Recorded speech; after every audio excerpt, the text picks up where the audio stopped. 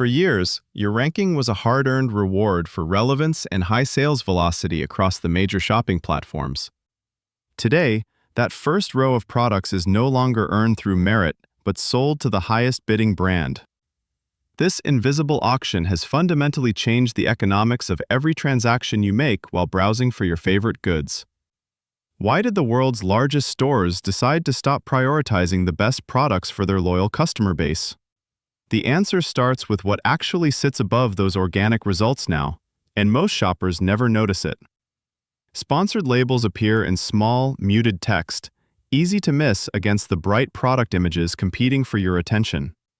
Beneath those paid slots, the algorithm still ranks products by relevance, reviews, and conversion rate, just like it always did. But those organic winners now start on row 2, sometimes row 3, pushed down by whoever paid most. The top of the shelf didn't disappear, it was quietly sold, and the price goes up every single quarter. Sellers who once competed on product quality now compete on bid budgets, and that changes everything about how this market works. To understand why retailers built this system, you have to look at what it costs them to run it. The traffic already exists. Millions of shoppers arriving every day, wallets open, intent locked in. The checkout infrastructure is already paid for. The data is already collected. The shelf space is purely digital.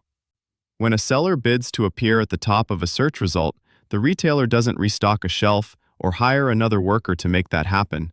They flip a switch, collect the fee, and the margin on that transaction is extraordinary, often 70 cents on every dollar. Compare that to the physical goods they sell, where logistics, returns, and shrinkage eat deeply into every sale. Retail media became the most profitable line on the balance sheet almost overnight, and every major platform noticed. Amazon built a multi-billion-dollar ads business before most sellers realized the game had changed beneath them. The bids themselves work on a cost-per-click model.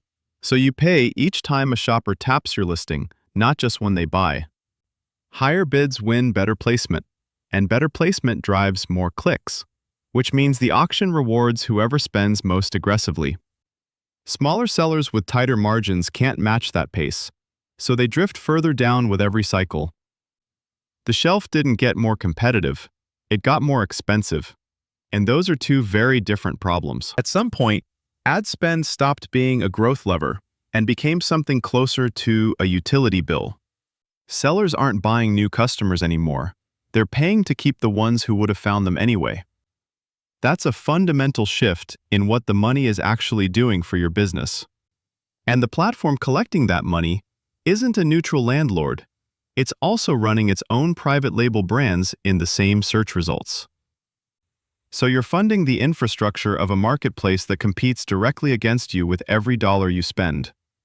The auction doesn't care whether you're growing, it only cares that you keep bidding. Pull back on spend, and the shelf space you built over years disappears inside a single afternoon. What sellers are left asking is a harder question. If the platform controls visibility, what exactly do you still control? The auction isn't going away, but losing it badly is a choice you can actually avoid making. Bid on the terms where your conversion rate already beats the category average, and you're paying for wins, not exposure. Pull back on the placements that generate clicks without purchases, because those are just donations to the retailer's margin. The constraint is real, but sellers who treat retail media as a precision tool, not a volume lever, protect the margin that matters.